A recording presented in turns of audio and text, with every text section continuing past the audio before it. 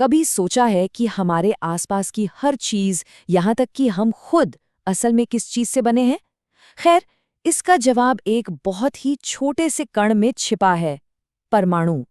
पर इस अदृश्य कण के अंदर आखिर है क्या?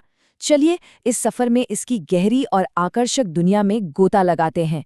ये एक कमाल का सवाल है ना? मतलब अगर कोई चीज इतनी ज्यादा छोटी है कि उसे देखना नामुमकिन है, तो फिर उसके अंदर के राज कैसे खोले जाएं?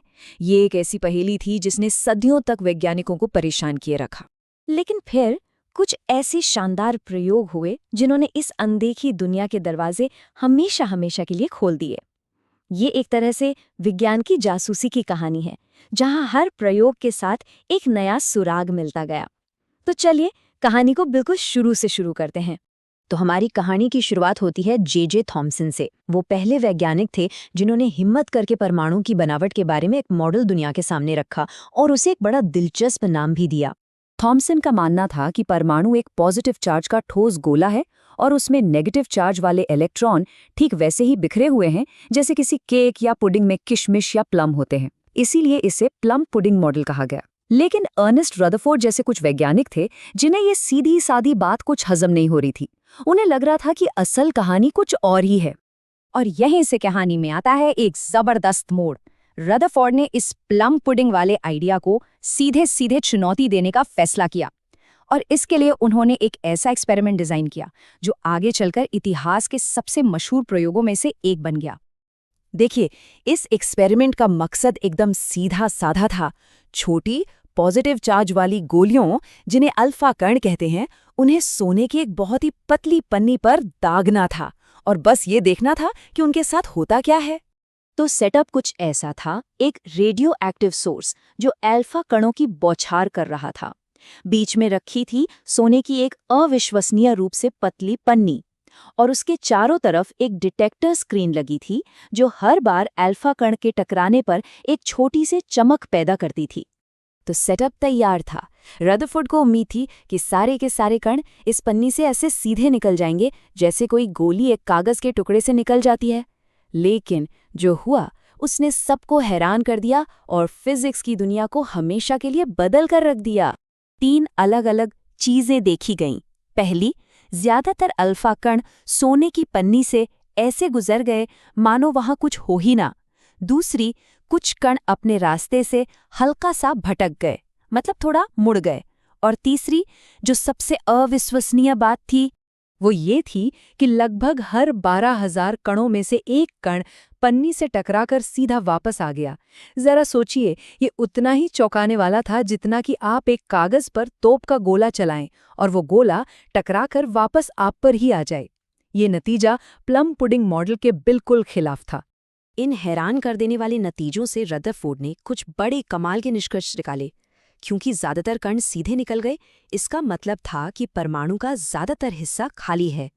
जो कण थोड़ा सा मुड़े, उससे ये पता चला कि परमाणु का सारा पॉजिटिव चार्ज एक बहुत ही छोटी ठोस जगह पर इकट्ठा है।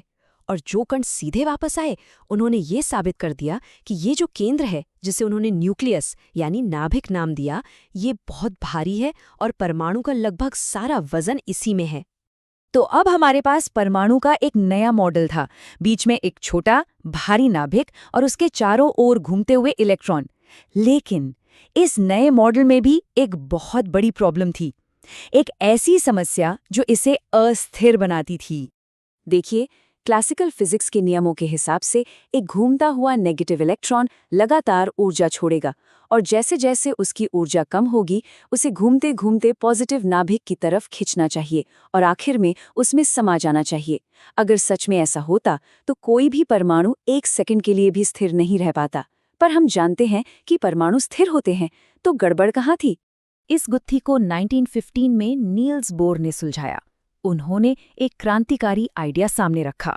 बोर ने कहा कि इलेक्ट्रॉन कहीं भी अपनी मर्जी से नहीं घूम सकते, वो केवल कुछ खास फिक्स्ड एनर्जी लेवल्स या ऑर्बिट्स में ही चक्कर लगा सकते हैं और जब तक वो इन खास ऑर्बिट्स में रहते हैं तब तक वो कोई ऊर्जा नहीं खोते।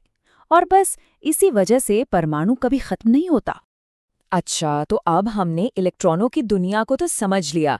चलिए अब जरा एटम के दिल में यानी न्यूक्लियस के अंदर झांकते हैं।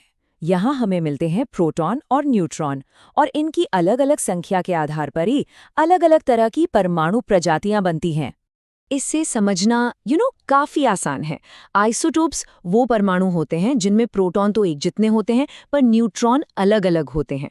आइसोबार में प्रोटॉन और न्यूट्रॉन का कुल जोड़ यानी परमाणु भार एक जैसा होता है, लेकिन उनकी अपनी अपनी संख्या अलग होती है। और आइसोटोन्स, जैसा कि नाम से ही जाहिर है, उनमें सिर्फ न्यूट्रॉन की संख्या एक जैसी होती है।